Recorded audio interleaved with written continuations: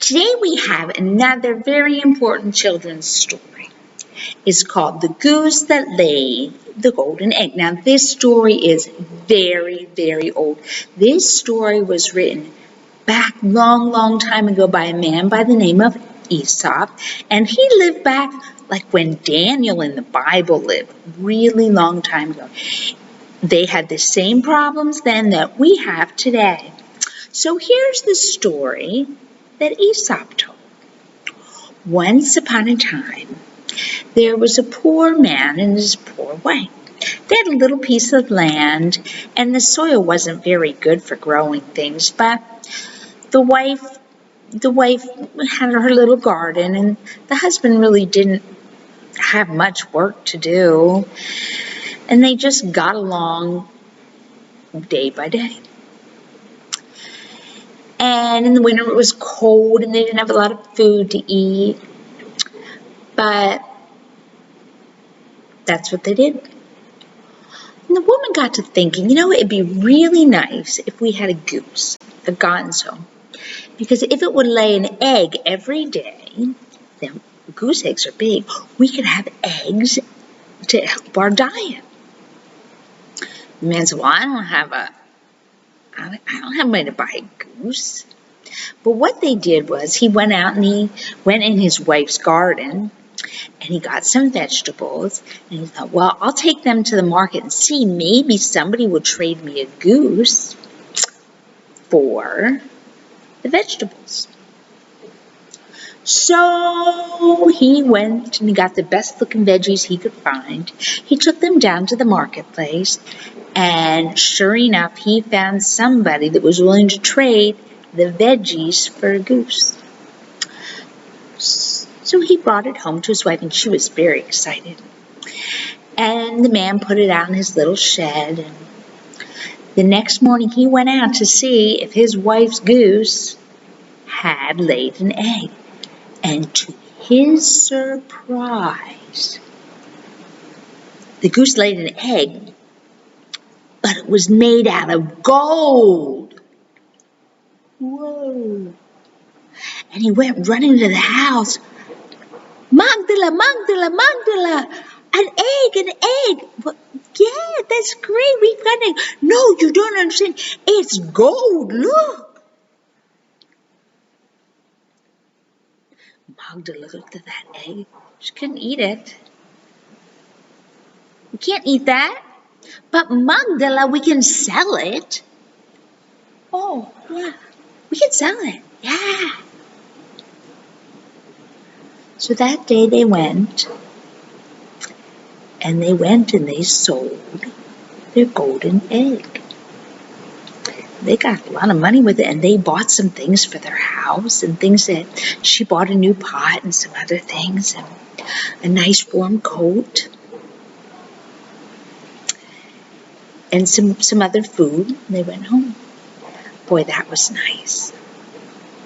She didn't think much about it, but the next day her husband went out. I mean, it wasn't even very late. He went out because he wanted to find out if we were eating another golden egg. And sure enough, there was another egg, and it was gold. Magdala, Magdala, Magdala, look, another golden egg. And day by day, they got golden eggs, and they collected them, and they bought some things for the house, and they bought this, and they bought that, and they started getting some good food, and things were really nice, and they were able to fix the house up. And the man didn't work very hard.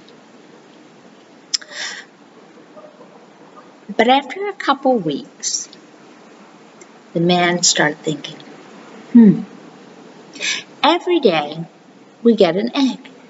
Wouldn't it be nice to get all the gold all at once? That way, we wouldn't have to go check the goose every day, and we would have all the money that we could need. So he said to his wife, I'm going to kill the egg, cut it open, and get the gold out of the side. Get all those eggs, because it's got to be filled with eggs.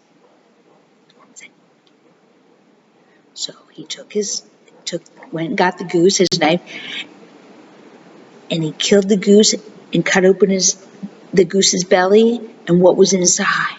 Guess what was inside? Nothing.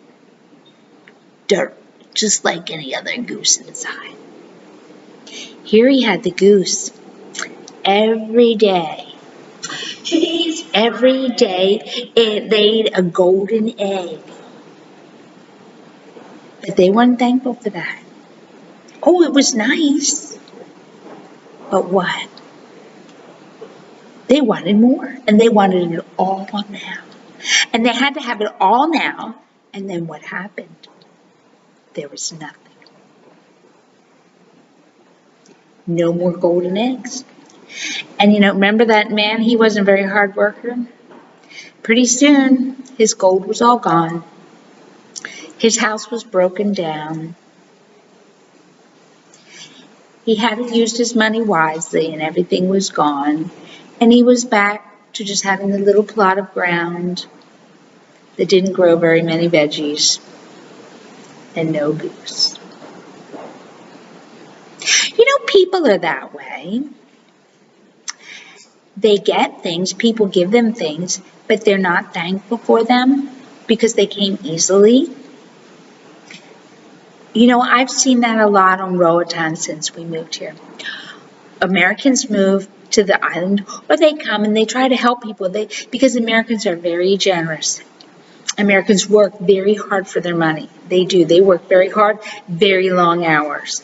But they realize God gave them a strong body, God gave them a good mind, and God gave them the responsibility to help those who have needs. And so they come down here and they see people that don't have nice things. They see people with houses that they would never live in them. And for them to even get in a bus, they wouldn't get in the buses or taxis here, it would scare them. And they see little children with no shoes or ragged clothes. And they give because the Americans are very generous. But what happens is people expect Americans to give. And then they go to the Americans, oh, give me this, give me that, give me $1, give me this. Oh, can I have this, can I have that? And instead of learning to work hard the way Americans do, give me, give me, give me. And after a while, the Americans get tired of giving because the people aren't thankful. Or the people take the things they get and they don't use them wisely. They waste them, they break them, they don't take care of them. And the Americans see that. And they stop giving. They say, I work hard for what I have. I come down here to get a rest, and I'm willing to share. I love to share, but I work hard, and then these people waste my things, and they don't say thank you. They don't give thanks, or they might pretend to be thankful, but they're not really. Americans come down here and try to start companies, and oh yeah, I want to work, I want to work, I want to work, but then the people don't show up for work. And the Americans leave because they can't get people that want to work. Or the government says, oh, you need to give me this, you need to give me this, you need to give me this. And the people keep trying to help, but the government says, oh, pay me for this, pay me for that, pay me for this. And the people say, I'm not coming down here to pay the government, I want to help the people, and you won't let me. And they leave. Mr. David has been trying to build houses here for people to live in for about 10 years. We have houses been sitting there for 4 years. 4 years those houses have been there. And do you know what? The government won't let people live there. Mr. David built those houses. He paid for them. And the government won't let people move in because they keep telling Mr. David, oh, you need to pay me more money. You need to pay me more money. Mr. David was planning on building lots and lots of houses, not just here, but at the other end of the island. But he can't help people. Why? Because the government says, oh, give me, give me, give me. They see the gold, they see the stuff, and instead of being thankful and using it wisely, they just want more. And then the people say, no mas, no mas. See, so what we're trying to teach people is a lot of things. Number one, be thankful for what people do for you. Be thankful. Use those things wisely. Don't waste them. See, we show we're thankful by using things wisely, right? Mm-hmm. Like our school. Children come to school, but they won't study, and their parents won't make them study. Mm-hmm. Our teachers work very hard, but do you think they want to teach children who don't study and whose parents get angry when the teachers say, you have to do your work? So we try to teach the children, think, think, think. Treat people nice. Be responsible. Think before you do something foolish. Before you're mean to people, think about what you're doing, right? That old farmer and his wife, they weren't very smart. They were foolish, right? We're trying to teach you to help you to be wise. Wise scholars in first grade we're talking about, right?